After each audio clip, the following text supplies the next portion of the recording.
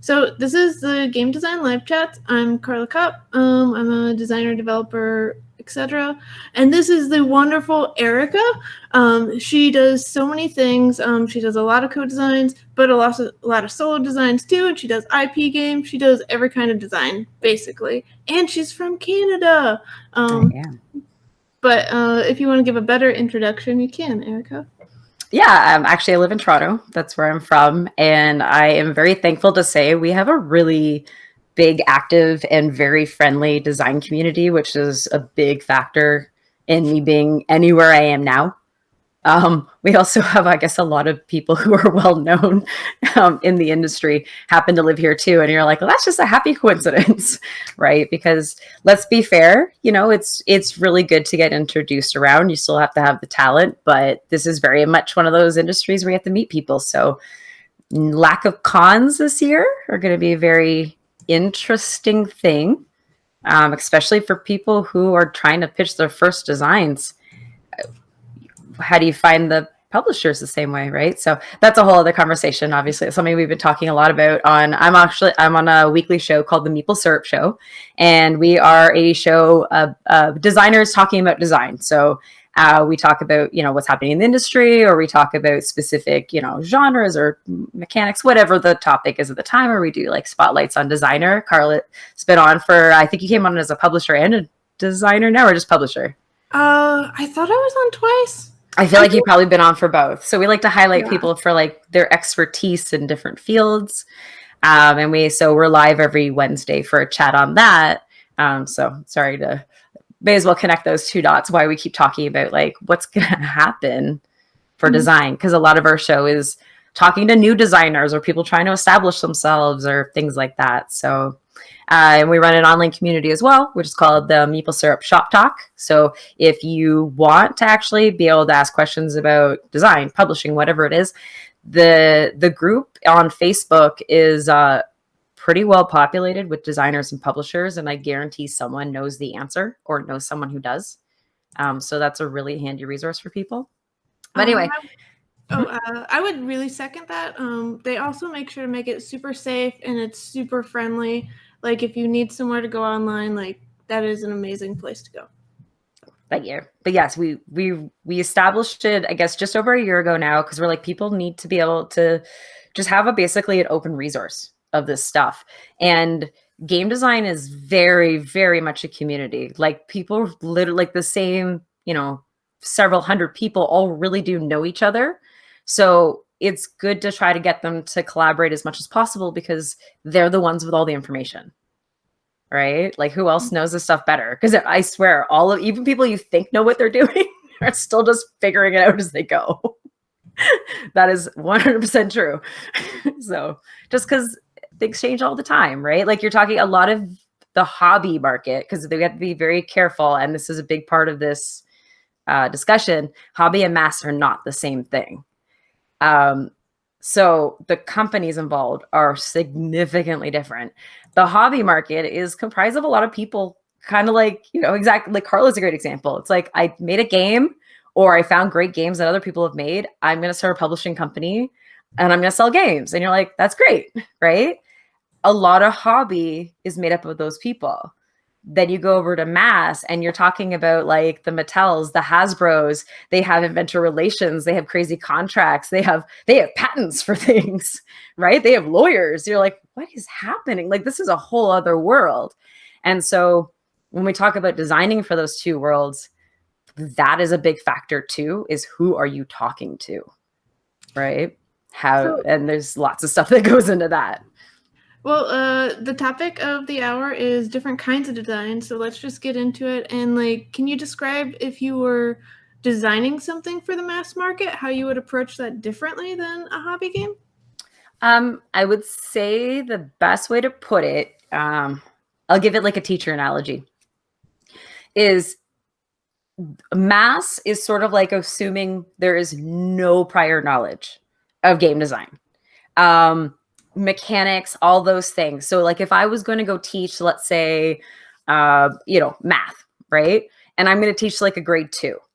I'm not going to approach it the same way I would teach it to, let's say, a grade 8 who already has done all of this other stuff before they got there. They have all this other prior knowledge, all this other experience that they can build on and already kind of know what they're doing. And that very much is the difference between mass and hobby. Is mass assume they've never seen that mechanic before in their life. You can't even use mechanical terms. I've taken the word drafting out of rule books before because I'm like, they don't know what that means. Now, if I put drafting in a hobby rule book, I would assume everybody knows what that means. That's a huge difference in your audience, though. Mm-hmm. Yeah, I've definitely encountered that, the whole mechanics terminology. Like in one of my rule books, when I was blind playtesting it, it had set collection in there. Nope. And yeah, like people freaked out because like they read it, like they read the in-game state, like when they were at the end game, and they're like, oh no, none of us figured out what a set was during the game. And they like kind of like they were having an emotional thing there. And I had to like, whoa, that's my fault for putting in a bad term. Well, and you never want, like, anytime you either have someone second guessing something or feeling dumb, like I hate to say this, but this is sometimes why people don't like, party games or dexterity games, is that chance of feeling dumb, right? Mm-hmm. That feeling can happen very quickly in mass rulebooks if you say anything that they don't understand. Because you've just created a barrier for someone to say, I'm not even going to try. Like, how many people have you heard someone say, it's like, yeah, I got on my shelf, but like, I don't really get how to play. That is the difference, right? That's usually someone who is a mass player who maybe hasn't played as many other games to lead them up. Again, it's just an assumed, like, just they don't have the prior knowledge. It's not that they don't like those games. It's not that they won't one day love those games. We want them to love those games, and it continues them all the way along the spectrum, and then they buy everything and it's amazing. But you can't assume that to start. So one of the best things you can do then is come up with games, if you're going to do mass, as pick one mechanic, be very clear on how to use it.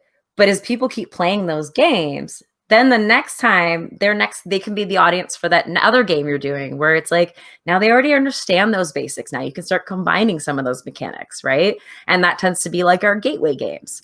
It has a couple of mechanics that people are already familiar with. You kind of smash them together just enough so people, feel like they know what they're doing, but there's got enough challenge.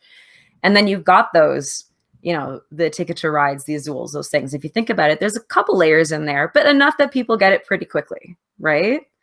And how many people came into the hobby through like the Catans and like the things like that, right? Again, on a fundamental level, it's a couple things easily, understandable, put together, but that was still a big jump for a lot of people, right? Yeah. So we just have to always think of it like almost like that school analogy. I wouldn't suddenly just be like, okay, kindergartners, let's do fractions. You'd be like, what? Right? But on a fundamental level, if you're like, look, guys, I have 2 cookies I want to share with people, and how would I split them? They'd be like, oh, we both get 1. Okay, that's still fractions, but that's fractions on a whole different level. And that's kind of what the different markets are like. And so I feel like if you can kind of keep that in mind, that it's like, it's great to have a game, but the minute you have to have assumed prior knowledge, you've already answered your own question about what market this game's going to go into. And maybe that's not the market you intended. You're going to have to start stripping things out or adding them in, right? Maybe it's too simple for that market. You have to layer the mechanics back in if you want to catch hobbyers, right?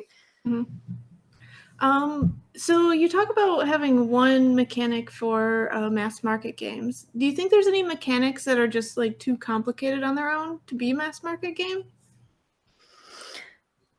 Deck building borders into that.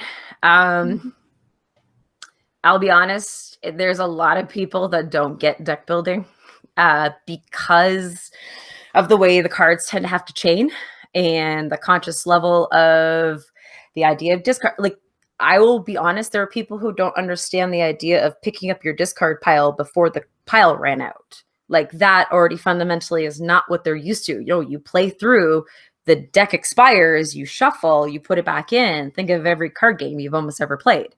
That's what people have been training to do their whole lives. And especially in a deck building game, you're like, oh, no, I need cards that help me pick up these things earlier, like remove stuff from my deck. think of how many things I'm already thinking about, but I have to know to think about those things, right? Yeah. And again, that's that assumed prior knowledge. So I love people are trying, and I really hope there's more and more intro to deck building. Like, I think most people will tell you their real way they got into deck building was like Pokemon or Magic, right? But think of the learning curve on that. And a lot of people, I think, started more as like, oh, I like the cards, but I don't really know how to play. And then you finally had enough of a collection that you figured out how to, right? That's a long process. And that's an investment. So I think like, I mean, T Dragons is somewhere behind me. It tried to do that super intro deck building. And even then there's some assumed things that it was like, you probably need to be spelled out in the rules. Cause I was like, oh, as a hobby gamer, I know exactly what you're talking about. But if I wasn't, I wouldn't know what this card does right now. Kind of thing. Right. Yeah. So Well, it's yeah. Well, and deck builders tend to have a lot of different cards, and the more different things, the less like easy it is. Yes. And then like you get into a whole other level of balance and blah, blah, blah. Like a big difference too between them and why deck building is a little harder is mass tends to like luck. And the reason is again, it's going back, well, I think psychologically to that idea of like, you don't want to look dumb. You don't want to, look like you don't know what you're doing. When things are luck based, you could just dismiss it very easily. It's like, I got a bad dice roll. I pulled the wrong card, whatever it is. It's very dismissive. When you are in full control over what you're supposed to be doing, which tends to be hobby, you are very punished in those games if you don't know what you're doing. You just scared somebody who has no clue because they're like, I didn't know I had to think on that many levels. Right. So I think that's why Seven Wonders ended up being another good gateway for people. It's like that intro to the idea of like slowly having these builds and things like that. It was like just enough, but people still were a little off on some of the set collection parts of it.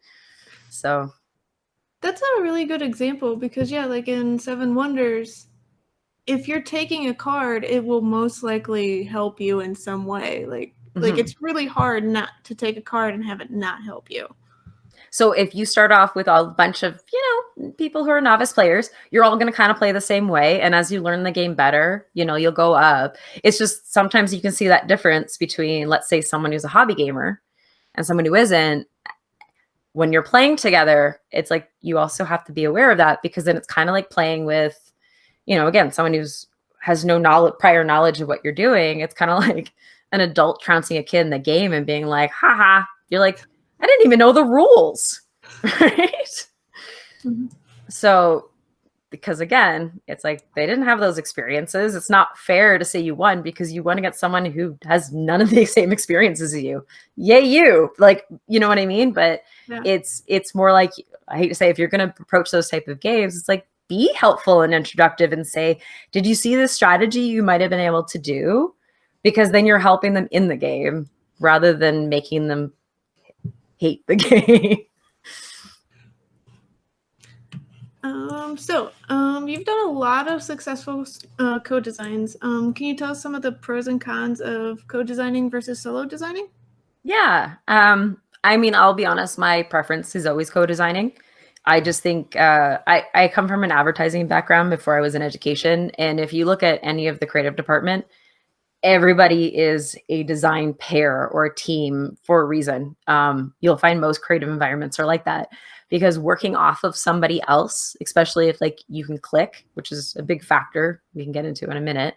When you find someone that you can work with, it steamrolls the process so much faster because you have someone who you're troubleshooting even verbally things that you might not have, seen in 3 months of play testing. It's because you're now combining your shared experience on things like that, So, and the more and more things that you attempt to design, especially like different mechanics, different genres, the more your skill sets start to build. So you're like, oh, but I did this once and it doesn't work for this type of thing. But what if we did it this way? So I feel like you do constantly grow in game design, which is, I think, really cool. I mean, that was the reason I got into it. I'm like, it's fun to learn how to do new things. And I love, if you notice my games behind me, I intentionally trying to never do the same thing twice. I'll be like, I didn't do that mechanic before. Let's see if I can. Right? I might fail miserably. I might figure it out. But that's one of the reasons I think I've delved into so many different markets now, is because I gave myself that chance or that allowance to not just be, I'm going to make this one type of game and that is it. Right? And if that's what you want in this, that's perfectly fine. There are people that's all they want at a game design. And you know what? That is beautiful too. That's just not how I approach it, because for me, it's a creative outlet. So I want to keep pushing myself and give myself challenges. And it's like going through design school without the school part, right? So that's at least how I kind of see it. But that's the best part, again, about co-designing, is you bring all that information you've got, all that information the other person has, you smash it together. It really helps because there's someone else who's always holding you accountable. That's a whole other level. Some people can't work on their own, and that's okay to know that. You should find that out. If you can't, like, that's the reason a lot of people can't work at home, right? It just doesn't work for them. They can't divide themselves that way, or they can't focus that way, or whatever it is, right? So if what you need is someone to hold you accountable, get someone to hold you accountable, right? But yeah, for the most part, I think not only does it provide a much sped up process, I think it also just gives you ideas that you never would have had on your own, because you are combining ideas and piggybacking ideas. It's not just from your own thinking, it's from someone else's thinking, and nobody thinks exactly the same. So you're always going to get something different than if you just did it yourself, right? The only good thing, I guess, solo design. So I've got my first big solo project coming out with Renegade, which was the Scott Pilgrim's miniature game. And that one was a monster because technically it's 6 games, not one, all at once. And I was just, it was kind of overwhelming, but at the same time, it was a chance for yet another challenge of, can you do this by yourself? Right. And it's like, part of me already knows I can. Like, I've had enough jobs all over the place. You know, I'm a teacher. I do most things both either collaboratively or by myself. It's just sort of how you have to function. But it does change things when you're the only person driving you. Right. Now everything's on you. You're fully accountable. It's only your ideas. Right. And that's a different level of pressure. I think some people could really enjoy that, and some people might not like that feeling. Yeah, I definitely agree with you on the different parts. Like, co-designing is so nice because, like, you get excited to, like, meet and, like, work on it because, like, there's somebody else involved. Like, they're doing work too. Like, you make twice as much as progress sometimes, which is great. But you mentioned the Scott Pilgrim miniature game, and 6 games in one sounds super intense. Can you tell us more about, like, how you started that and how that came to be? Yeah. So for that one, I'm both a Scott Pilgrim fan and happen to live in Toronto, which, if you don't know, Scott Pilgrim is based in Toronto. I don't live far from a lot of those locations. I've been to almost all of them, except for the Rocket, because it shut down before I was old enough to be there. But anyway, the rest of them, some are still there. Unfortunately, a lot of things are getting torn down, which is very sad. Because if you've read the comic, there's a huge thing at Honest Ed's, which is this ridiculous department store that used to be downtown Toronto. It's the most gaudy thing you've ever seen. It looks like right out of like old school Vegas. You get lost just being inside of it. It was the weirdest experience, but everybody knew Honest Ed's. And it's closed, but I think they're turning into condos and keeping the facade, so you might still get to see the gaudy Vegasness of it all. But a lot of those landmarks are kind of gone. But anyway, so part of it was that I really knew the subject matter on multiple levels, and another part of it was I had been pitching different games, like, different genres, different thematics, different everything, to Renegade for I think almost 2 years at that point. I hadn't made anything with them, but they'd seen kind of like all the different iterations of things that I could do. And so they actually approached me to, like, contracted me to make that one. And so I came up with a concept first of like what the game was going to be like, submitted it to them, they approved it. And that's sort of what I rolled ahead with. And it's very much played almost like a like a sandbox video game where it's just meant to be absolutely ridiculous. You can pick up furniture and throw it at each other. You can pick up random objects that happen to be food and just chuck it at each other or eat it because, you know, you need health or whatever. It's just so open to just being as absurdly comic booky and video gaming as possible, because that is the heart of Scott Pilgrim, right? And so the original game design was actually a success of levels that get harder and harder as you go through all the X's, because every X is a level in this game and they all play differently. They all have different powers, different mechanics, that kind of thing. None of them act the same, right? They all have something different that they do, because that's how the X's are. They're all like, it is like subsequent boss levels if you really think about the comic.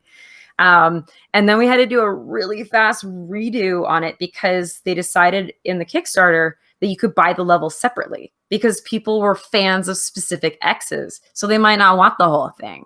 And that changes the price point.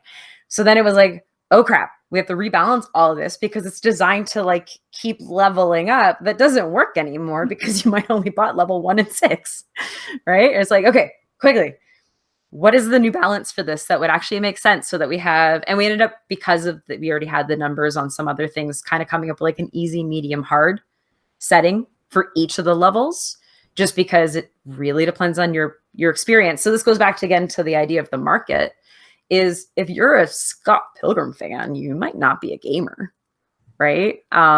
And that's really who this game was for. And minis scare the crap out of people sometimes. Like mini games is like, I don't know what to do with any of those. So it has to be as friendly seeming as absolutely possible. The idea is like, if it took an extra rule to explain, it has to come out. Like there has to be enough rules that the sandbox works. But the minute something got complicated, nope, had to be taken out, because you can't assume someone knows what to do, right? So it was meant to be a mass-friendly minis combat game, which I have to say was hard to do at first. So it's you can't stat count, you can't do any of those things, but you still need to have those things, if that makes sense, right? Like anyone who's like leveled up characters in RPGs, that kind of thing, or video games, you know what I mean? Right? Yeah. You still need that. So what I did is I took a very simplified video game mechanic, which is like the idea of like, you know, the energy meter or the combo meter, right? Like as it charges up, as you get, you know, your points for hitting things. So it's a simple, I roll my dice, I allocate it to different things I want to do. I'm either the good guys or the bad guys. You can even pick how many players, like people you want to play at once. So it's like, I can be the whole band or I can just be one person, and you're going to go at each other. And once you do, it's really pretty simple. You can go in almost any direction. Diagonals are fine. Like it's all 8 squares are open around you. Because again, I can't assume the minute I put any other rules on you that it gets really wonky. But every time I hit you, I'm going to start leveling up my meter. When I get maxed out, I actually get to fill, like I have a little cube, but you get a combo fill, which is like a ridiculous power. It's always something absolutely silly and overpowered, but intentionally so, because it takes a while to get to it. And it unlocks your next ability. So it's stat counting behind the scenes, right? Because you can't put the numbers in front of the players. You just scared them. That is so fascinating, like all of it, like going from having a miniature game that's mass marketed enough, like that's the like, hope. That's like, the hope. But also like breaking a game into like literally 6 different games, like just in case somebody wants to only play, like as you said, levels 1 and 6, like that could be a legit thing, and like making it all balanced enough for that. Do you have any like playtesting tips for like that sort of experience, I guess, or like what did you that learn? One was hard. Testing? There's weird things with IPs where sometimes you can't play publicly. That can be very difficult. I'll just tell you that right now, because it's like you're always arranging to go to, you know, people are coming to my house or I'm going to their house or something like that, because you can't play in public, right? Until a game gets to a certain place. Timing is an issue. People don't realize this. And I know they get mad that certain things seem like they got pushed out too quickly. And I understand that, you know, especially if we grew up in the 80s, we saw an entire decade of that. You know, just they want a game. Here's a game, right? Part of that does stem from the fact that IPs are very expensive. They're time-based. meaning if you buy it, you might only have 2 years before it expires and they've sold it to someone else. Sometimes they already have sold the IP to multiple people. So now you have to try to figure out if you're beating someone else to market with the exact same theme. Which maybe people have noticed, like there was just 2 Back to the Future games that just came out like on top of each other and things like that. They don't necessarily tell the other company they're doing this, right? And so all of these are factors. So sometimes it's like, look, this has to be done by this date or we lose the IP that we just paid all this money for. So there's a lot of time pressure on IP to sort of to move way faster because you don't have the luxury of saying, I just shelved this for a while and, I'll come back in 2 years when I have a better sense of it. It's like, yeah, no, someone already spent like thousands of dollars here. You can't do that. So Joel asks, what are some of the other pros and cons of designing for an IP? So what's kind of fun is if you're like a fan of the IP. So it's sort of my rule that I have to be a fan to say yes to an IP. So I've turned down IPs before because I don't think I'm the person for that. I want IP games to be well-built love letters, if that makes sense. Yes, it should appeal to gamers and be a good game, but I think fans deserve great fan games because let's be honest, most fandoms don't have good product, right? Like I love that I got to doing a Steven Universe game. I love Steven Universe. Do you know there's like no Steven Universe merch? Like most of it's fan base. Like they make it themselves. It's crazy. So this one's getting kickstarted in July because obviously retail is a whole other issue right now we won't get into. So if you're a Steven Universe fan, I'd love you to check it out because I think it's a great game, but it is super infused with everything Steven Universe. So you can play as a gamer and hopefully just really enjoy the game, but it is just a giant love letter to fans. Every boardie is in it. Every gem is in it. It follows, there's 3 acts to the game. It follows the seasons of the show through their story arcs so that if they, fingers crossed, let us put the next decks out, we can keep going with the show. It was genuinely designed because they love that show, right? And the same thing was, so I've now been lucky enough to do that. Scott Pilgrim. I have a comic book one coming that I don't think I'm allowed to say yet, but I love the comic. It's a lot of fun and things like that, right? That's a problem. A problem with IPs as well. Going back to the idea like you can't do it in public. You can't talk about it sometimes. You want to be like, I love what I'm doing, but I can't tell anybody about it, right? So that's kind of weird sometimes. Yeah, that would definitely be hard, especially if you're so excited and you just want to like tell the world or like just get more playtesters. Yeah, or sometimes even you playtest a game that has an amazing IP and you're like, I can't wait to talk about this, but I'm not allowed. Because some companies will even make you sign like, non-disclosure agreements just to play. And again, that's kind of going back into where the mass hobby difference is again too, right?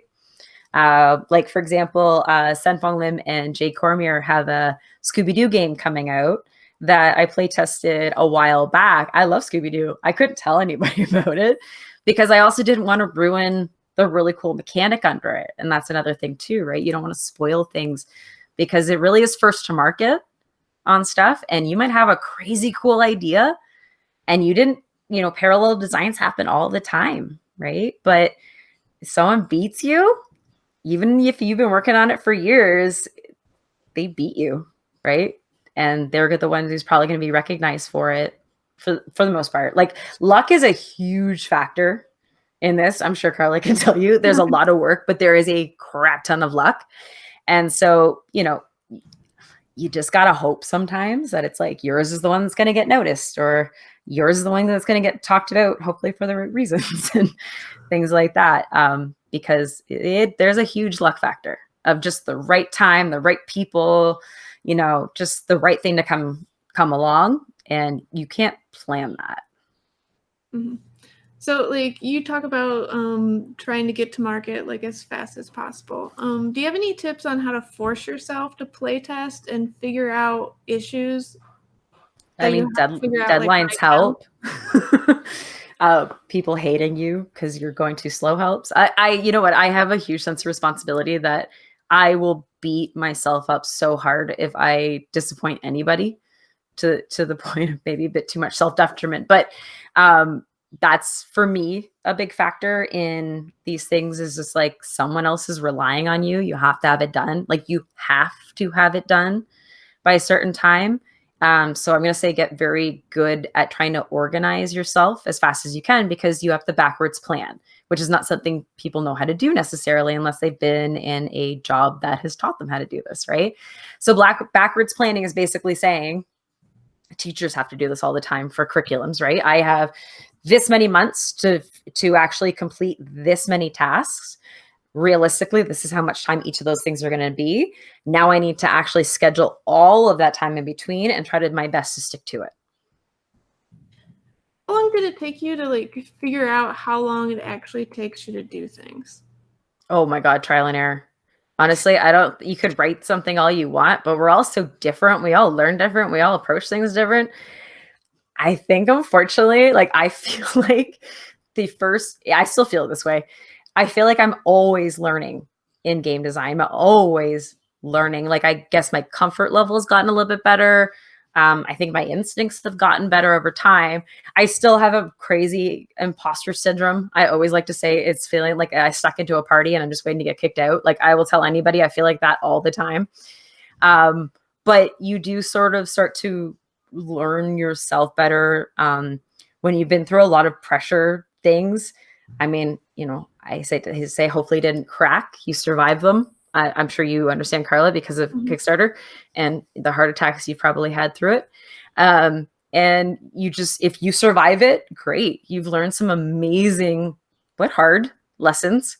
You pulled through and you won't do that again, or you will do that again, or things like that.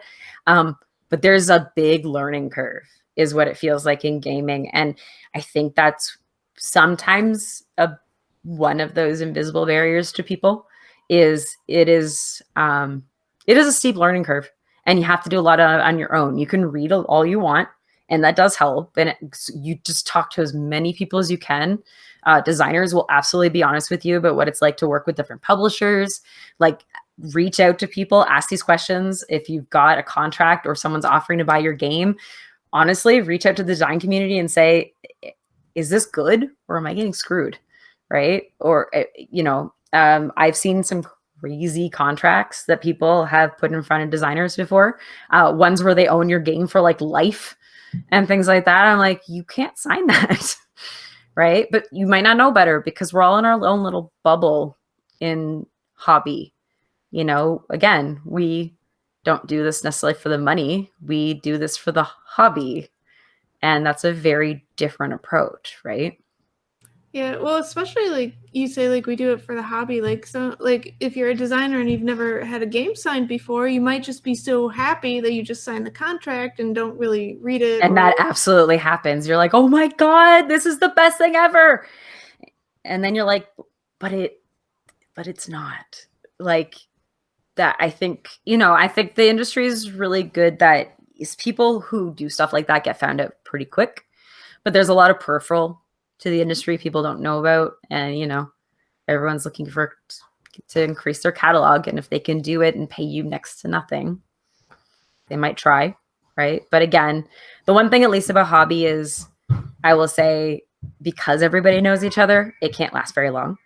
And the one good thing about mass is because they're so contract based, they can't necessarily do the same kind of things either. I'll be honest, they tend to pay a lot better, but they are sort of prepaying or paying you to pump something out at that schedule, right? Which is very different than I made this on my own. Like, Bosk was not intended for anybody. That was just a game that Daryl and I put together and then pitched, right? But then some of these, Steven Universe was intended for somebody, right? Kodama is actually a reskin. It's a game we pitched and it got, redone into the Kodama world. Like, you never know what's coming or how it's going to be changed, or like you have to be somewhat fluid, but also you have to be really aware. And that's why I say like the learning curve is a bit steep. but please, please, please talk to as many people as you can, because people are genuinely pretty honest. In the industry, you will find out what you want if you ask enough people, for sure. So, yeah. So Charlie asked, with your advertising background, do you have any pointers on a landing page? I guess it depends on what you want it for, right? So what I would say is, because this is something even for me that I'm like, you have to sort of have it's going to be really bizarre to say, but you have to have a presence online if you want anyone to notice you in gaming. It didn't used to be that way. I have friends in gaming that they don't go online ever, but they're well established and they don't need to. They don't even need to pitch games at cons, you know what I mean? Like, they just call up publishers and be like, I got these things, are you interested? That is not the level most people are at. That's like 5 people have that luxury. Everybody else, you have to work for it, and you have to make sure you're very much present and out there. But I will say, don't divide yourself too far, right? If you're trying to have a main thing where you want everyone to be your landing page, you can't be on YouTube and Facebook, and you've got your website, and you've got, like, try to have your social media, if you're going to direct it somewhere, direct all to one place. Like, try to, the idea of spreading your message is great, but you also need a centralized place for your message. So I'm going to say, the fact that there's not a lot of cons out there, one of the best things people might be able to do right now is actually start a website, but treat it like your portfolio, right? Because you could set up ones for free, you can set up ones pretty cheap, but treat it like a portfolio. And if you've got a landing page, I would say have a bit of a description about you, but at the same time, maybe have it so you're highlighting and focusing the main things that you're trying to promote right now or get out there. Sometimes even having your own website is a great way to get playtesters, because you can start to loop all that in. Hi, Jody, you just left again. So if that's what you mean by landing pages, and the landing page for like a website, or a landing page for like where to focus your efforts, I would say you have to have that social media presence. I'll be honest, I had a friend reach out the other day and say, like, are you still there? Because, like, I haven't seen you online. Like, you left gaming. I'm like, no, I didn't. Things have been crazy. I have children and a job, and I'm still obligated to, like, finish things. I'm like, I didn't disappear from gaming just because I wasn't online, but that's what it's like for the game community, is you stopped existing. And so I'm going to say, have the social media presence, but you have to, from the advertising standpoint, especially if you're marketing yourself, have everything redirect to one place, right? Have the Twitter or Facebook, but your main website is where everything redirects, right? That's where it's like, you're always linking back to if you're linking in all these other directions, I think you're going to spread it just so thin. Especially if you're trying to track numbers. So from the advertising standpoint, you want to know how many visits you will get from certain things, right? You can't track that if you've got all these different things that are getting just these little bites, right? You want to funnel everybody into one place, and then you have a much more accurate number too of like what your audience is, because a lot of websites track these things, right? Yeah, that is so important. Oh, yeah, I don't know if people know this, but yeah, sorry. I was going to say, that's all good, and it reminds me that I need to update my own website. I was kind of thinking more like an individual game landing page too, like if you had thoughts on that. The problem with that is, and I would say put it as a tab, because as a separate tab or separate page, you could always redirect just to it and have it as the main message. Like if I'm emailing, say, go to this one. This is the problem with people who make their Twitter handles that one game that they're making. What happens when that game's done? Now what? You just spent all this time pushing all these people to that one brand, that one idea, and now you're on to the next one. Well, what are they going to do? Follow you to the next one? Don't put any extra steps in front of people. Like, make it as simple as I hit a button and I'm done for life. Like, people don't want to be challenged in any way or put in any extra effort. Don't make them. So what I would say is that decide either you're yourself or you're a company or you're whatever you are, but you're not that one game. And that one game can be its own page, which is super easy to set up. It can even be the fact, like, if you don't have the website link, nobody can get there, right? Because it can be private if you haven't linked it back to your page in any other way. It can only be seen by whoever you give the link to. You can do the same thing with YouTube, by the way. You do private or unlisted videos for, playthroughs or like design pitches of your game. You can even link that back to your website. So you're not driving people to your YouTube, because you can embed it in your website. So you're not losing them to the other side. Like, there's a lot of ways you can bring it back through, but keep it private if you need to, or keep it targeted if you need to. Maybe you don't want to show, like some publishers don't have a wide catalog. You don't want to overwhelm them with things that they're never going to look at, right? So if you have, let's say you've got, a main page, have everything linked on the main page, but when you're pitching to them, only send them the specific games that fit either where they're going or what their catalog is, right? Because they don't have the time for if you start pitching a card game to someone who only does let's say Euros, they'll basically be like, you don't know us at all. I don't really want to talk to you again. It is that simple, right? It's great to show variety, but it's really, really important. Don't try not to show up one game. I will say that it is always better to show what you can do, just because you don't know what opportunities might come, right? If you only show one game, they only know you for one thing. You show a few games, you show some range, right? Maybe you're the person they're looking for something different, or that game happens to be as I said, the Kadam has a reskin. This was a crab game. It was a decorator crab game where you put pieces of coral on a mama crab's back, right? But hey, it looks exactly like a tree if you just put a new picture on it. So it became a tree, right? Those things happen, right? So if you are too specific, like if I held on and that was only going to be how I branded myself and it's that crab game for life, that couldn't have happened, right? Mm-hmm. So I would say you are the brand is the best way to put it. You are the brand. Your games are what you're making. Okay. It's your product, but you are the brand, because even your presence in places, like how you conduct yourself, obviously is important too. Being friendly is the best thing you can ever do in gaming. I would say my number one advice to you is be friendly. It'll go so much farther. But yeah, you are kind of what you're selling at the same time. And then you have to prove yourself through your games, if that makes sense. But please don't name yourself after your game. You'll regret it.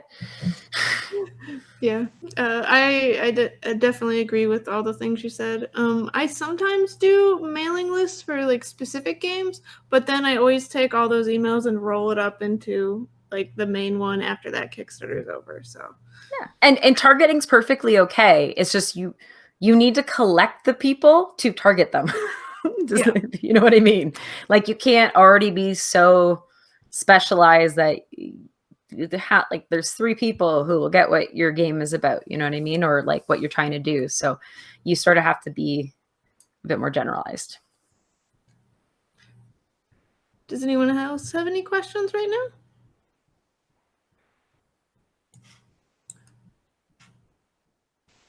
Okay, so we talked a lot. We talked about mass and hobby and co-designing and solo designing. Are there other kinds of designing that you've experienced? I guess it depends on how involved you want to be. So that's the interesting thing about games is, do you want to be in charge of everything? In which case, there's a design elements to everything you do in production, your parts, your pieces, the box, the size, the art, how it wraps. Everything about that is still design. So you might find that you're someone who loves diving into the details of all those small things. And you might be like, I don't want to deal with any of that. That's why someone else can publish this, right? So there are levels to design within gaming itself. But the neat thing about games is they're starting to diverge in different directions. Look how much the RPG market is changing, and you start seeing so many more of these RPG elements blending into tabletop gaming, right? And tabletop is going farther with its table presence, which is much more mass idea, where it's if it's pretty, it sells, but it still has to have substance because we're hobby gamers and we love to yell about things all the time. And you know what I mean? There's so many levels of things you have to think about. I will say a big design element to a lot of these ones, even with Steven Universe, I had to design the card layout before I even got the game mechanics approved. Right. And so you don't think about these things sometimes. I did the style guide for the Scott Pilgrim minis, the first round of it, pulling images from the comics and saying, this is what I want the characters to look like. You might not realize the other levels of things you have to do, or whether or not you want to do them, because those are design decisions and not everybody has any of that background or, again, soon prior knowledge. You know, what if you didn't do design classes on like how the eye naturally, you know, goes from one place to another, or what colors psychologically make people feel certain things? Like, there are so many levels and layers to what goes into like product and packaging design that it's a whole field onto itself. And so, funny enough, in gaming, it's like you kind of have to be everything if you want to be successful, on at least on the hobby side, right? So there's a lot more to design than just making the game, I would say, but it really depends on who you work with to how much you'll be involved in that. So Tony had another question. With cons being off for the year, how are you communicating with publishers and finding new opportunities, or are you looking? I haven't been looking at the moment. The only thing I've worked on, in all honesty, is I've started picking up a project I was already doing, and another one I had to send in the new prototype for before we potentially lost the IP, because again, these are realities, right? Other than that, I'm sure a lot of people have had this problem, but being at home is a creative stagnation. We have way too much stress. Stress is another giant creative stagnation. When you are worried about where your money is coming from, or how people are dealing, you know, mentally, or all those other things, you don't have the luxury of brain space for creative endeavors. Creativity, I mean, don't get me wrong, some people work under austerity, but they're few and far between, where they can channel that, like, oh, I love being, you know, under all this pressure and I'm going to channel it. Most of us don't have that. It would break us. So what we need instead is, it's like, we don't have the mental capacity for it. We need the relaxing of just like a lot of that pressure in order to have the brain space for new ideas. It is really hard to be creative when, like, let's be honest, how many people right now, you know, are not happy? That in itself is a huge factor, right? If you're not happy, what are you going to make? Do you even feel like making anything? No, because you're not happy, right? Emotions are a huge part of that. And I think we need to be good to ourselves right now. The one good thing is when you finally start to feel better, which I think some people, I can tell by the way they present themselves now or how their faces are, people are starting to feel a little bit better, maybe a little bit less pressure. You know, we're allowed to go outside more, that kind of thing. I think as you see that and you have the capacity, don't be too hard on yourself. I think that's a good time to start making things again, even if it's just starting to jot down ideas and start getting back into the habit. And I think if you ease yourself in, that's what I'm going to try to do for myself right now. I've been focusing mostly on my kids, my students, and my garden, because I have a weird thing with plants where I can make them grow like crazy. So I'm like, okay, I'm just going to focus on what I can do right now.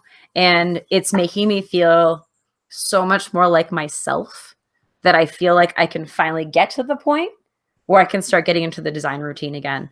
But I think it's going to be unfair for a lot of people to put themselves under that pressure right now, that don't worry about maybe something new. If you're up for it, maybe pick up something old and just see like where your brain space is right now. And, you know, maybe you do come up with something new on it, right? Because the one thing you have to be really careful of with designing anything is it's all subjective, which means it's really, really hard to make everybody like it, or you know, make something that everyone's gonna like. There's so much criticism that comes with art, either through yourself or through other people. It's really hard to be fulfilled by it sometimes. So just be very, very careful that if you're creating something, that you're not too hard on yourself, that you're not, you know, you might not get that sense of fulfillment. So you don't want to kind of reset your mental growth that you've maybe worked through. This is just something I've had to talk to my students a lot about. It's just, you don't put unrealistic expectations on yourself right now, because you are in a very unrealistic situation, right? And so when you're ready though, and you're not going to hurt yourself doing it, because some of us honestly will be those people who put these completely unrealistic, yes, you, Tony, put these completely unrealistic expectations on ourselves. And then, well, we've already set ourselves up to fail. So now what? Don't do that to yourself, right? Just say, you know what, today I'm going to sit for 10 minutes and I'm going to jot down just some random ideas, or even something that, I'm going to write down everything I love about this one game on my shelf, because maybe that'll inspire you enough to say, how would I do that game if I happened to play with that mechanic? Right. And that's where inspiration comes from. So set yourself up for inspiration moments, but I'm going to say, don't beat yourself up, please. It's like the teacher in me talking. It's also the psych person in me talking. Well, that was really great. Because I'm also in that space right now where I'm just too stressed to like get anything done. But you had a lot of good like ideas, and like the whole like getting back into yourself, like, and not being as hard. I'm sure a lot of you have started feeling like only more normal, like within the last 1 to 2 weeks. And I mean normal within relatively, like as in maybe I can smile more now, or I actually started reaching out to people I haven't talked to in 3 months because I was hermiting, right? Like that is already a big step for a lot of people. And I think that's where most people are right now, is they've just started reaching out again. So, baby steps. I would consider that getting back to ourselves more, but I don't know how long it's going to take. Like, I don't think we're going to be normal for a really long time. So just remember, you're also learning brand new routines, and a routine that to set in takes at least 3 months to reset a habit, reset a routine, get used to something new. So we're only just hitting that now, right? We still need to learn a lot of coping mechanisms, talking about like that's going to be really, really important. And I think it's something people need to really think about right now, which is it's not easy to be analytical. I completely get it. But sometimes you have to stop and say, I'm feeling this. Why am I feeling this? And what is a way of dealing with it? Either can I talk myself through not feeling that way? Is it a way of turning that off? Is it just a thought pattern we don't realize? We rut negative thoughts over and over and over again. So if you think negatively, you will continue to think more and more and more negatively. It is just how our brains work. It works the same way the other way with positivity. So just be aware that you could have been creating some really good coping mechanisms and some really bad ones that you're going to have to restart and to kind of reset about now. But you might not have noticed you did them.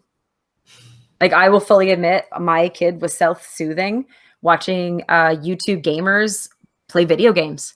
He loves watching me and my older son play video games. So we're like, this is, he doesn't have anyone to talk to. He doesn't have his friends. It was sort of like a virtual friend. You're getting to like be part of these social situations.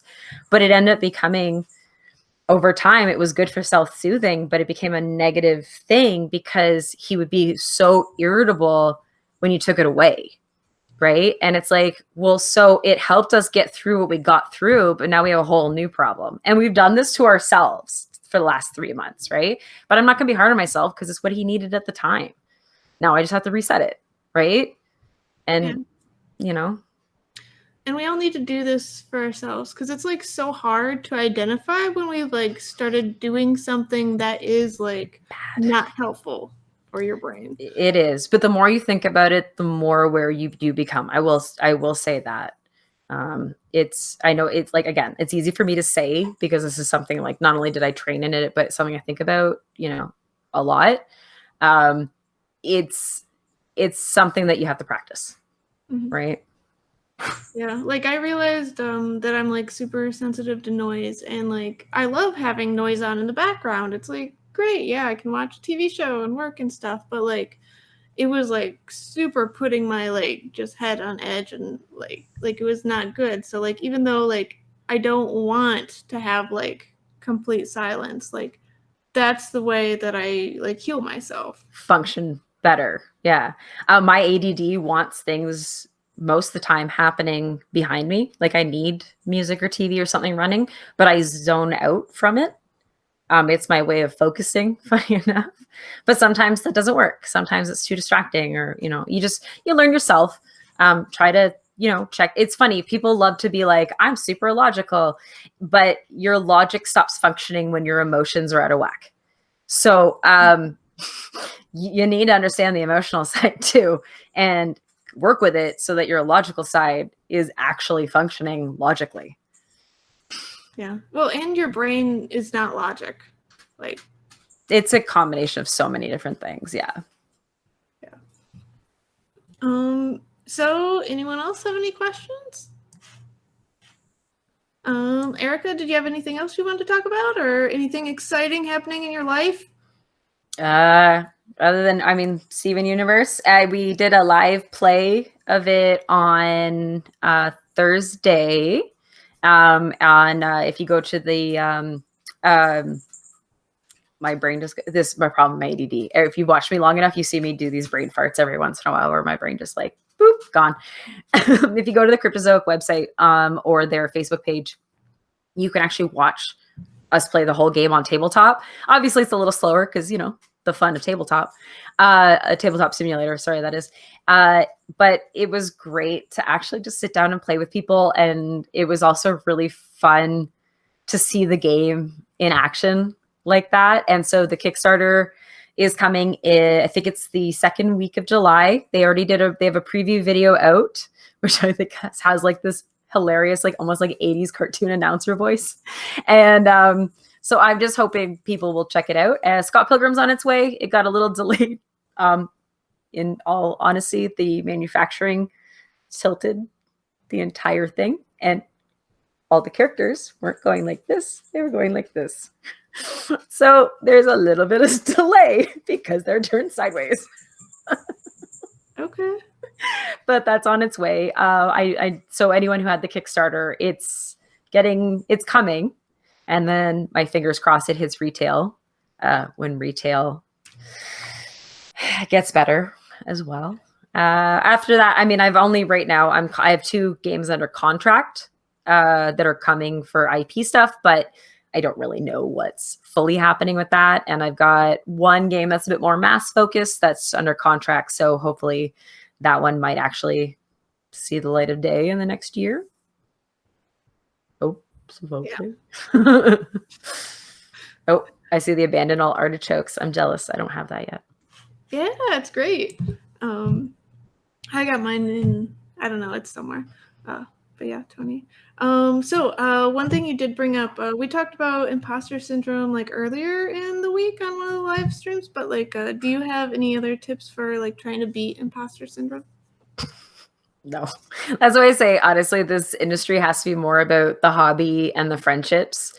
Because unless I guess you're that art soul who is all about the art of things, I mean, we're just gamers who love games, and you know, we're gonna take things hard or personally or never think we're good enough. There's always more to learn, so it never feels like you're done, which is problematic in itself, right? Because you can't be done, in which case, are you ever gonna feel like you know everything?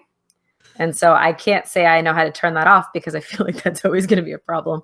I will say I know people who don't have it, and I know people who've been in the industry for years and tell you they still have it, right? Like if you ever ask like Kevin Wilson, he'll be like, yeah, I full out have imposter syndrome all the time. You're like, hi, but you can't just turn it off, right?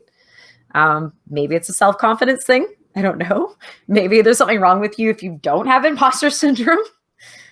If you want to think about it that way, because I think we all kind of have it. Maybe there's something weird about people who don't. I don't know. Okay, well, it was fantastic to have you on. You're an amazing person, and you know like so much about everything. No, I just had too many jobs in my life is what it's called. Oh yeah, Tony had one final question, is how did Erica get to be so awesome? Because people like Tony. Do you know Tony is like totally part of my origin story? Oh, really? Yeah, like 100%. So I don't know if we've got time for this, but I love sharing my Tony story because I love Tony. Anyway, so when I first started in gaming, there wasn't a lot, and there still isn't, I'll be fair, a lot of things to necessarily, like there's not like conventions, let's say in Toronto, really for gaming. That's something that's really new, which sounds silly when you think of how many designers are here. But I started getting a bit more into the design scene. Thankfully, we have snakes and lattes and that sort of thing. And I found a few people when I was at design nights who were like, well, we really want to make a prototyping event because we don't have any. And I was like, oh, that's cool. Like, because again, I'm someone who likes to learn. So I'm like, I might not really know what's going on, but this is a great way to learn a whole bunch at once, because then I'll understand, more layers of like what's happening here. And I was like, well, we need people who are going to be guests. And I was listening to Tony's podcast at the time, breaking into board games. And I was like, oh, Tony's like really personable. He's super nice. And we started talking on Twitter, I think it was the time. And so I actually reached out to him and said, hey, we're planning this thing. Do you know anyone in Toronto? He's like, you have like the best people in Toronto. Here's a whole bunch of them that are like near you. And so that's actually how I met, I think, so Daryl Andrews for the first time. I think I met Sun Fong Lim for the first time, who I now do the show with. And Daryl's like my main design partner. I met Eric Lang for the first time through that, because I didn't realize he's like my neighbor, downtown, things like that. Right. And I didn't know that because until I talked to Tony. And Tony was totally the one who made like those, connections for me, saying it's like, you have people in your own backyard, because it really is. I said you have to be friends with people, because this industry is just a whole bunch of people who get together, and you have to talk to each other, because otherwise how else does information get out there? It's like a little high school is the best way to put it. So, hopefully, yeah. A fun high school though. Well, you hope. I will say, the negative traits of it feel pretty high school too.